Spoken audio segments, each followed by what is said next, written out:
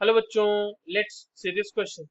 The candela is the luminous intensity in a given direction of a source that emits monochromatic radiation of frequency A into 10 to the power 12 Hz, and that has a radiant intensity in that direction of 1 by B watt per steradian.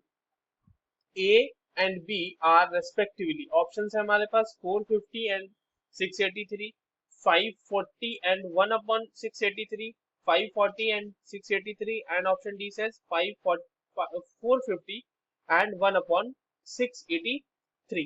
चलिए इस question को solve करते हैं बच्चों, और सबसे पहले तो हम ये देखते हैं कि इस क्वेश्चन को सॉल्व करने के लिए हमारे पास कौन से की कॉन्सेप्ट की जानकारी होनी चाहिए. देखो ये जो सवाल है ना बच्चों, ये हमारे पास बेसिकली कैंडेला का सवाल है. And what is candela? तो candela is the unit of luminous intensity. Unit of luminous intensity. ठीक है. अब ये जो आपके पास स्टेटमेंट दिया हुआ है क्वेश्चन में, this is basically the definition for candela.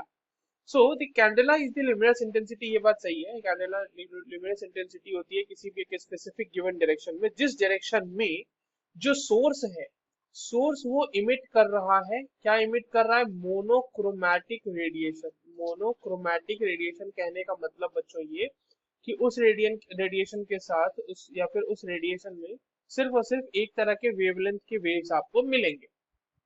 तो मोनोक्रोमैटिक रेडिएशन है. किस फ्रीक्वेंसी की होती है वो monochromatic radiation? That is of 540 into 10 to the power 12 hertz. ठीक है. ये मोनोक्रोमैटिक रेडिएशन की फ्रीक्वेंसी होती है. एंड उसी सोर्स की जो रेडियंट फ्रीक्वेंसी इंटेंसिटी होती है, रेडियंट इंटेंसिटी, दैट इज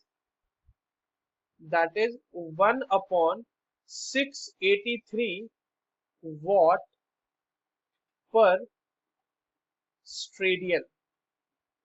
तो ए और बी हमसे पूछा था, तो ए 540 हो जाएगा और बी जो है वो 683 हो जाएगा. देखो कंफ्यूज मत करना कि 1 अपॉन 683 लेना है हमें, क्योंकि यहाँ पे देखिए 1 अपॉन बी दे दिया गया है ना, तो बी की वैल्यू बतानी है हमें बस. So the correct combination according to that will be option C, 540 and 683. I hope you understood this well. All the very best.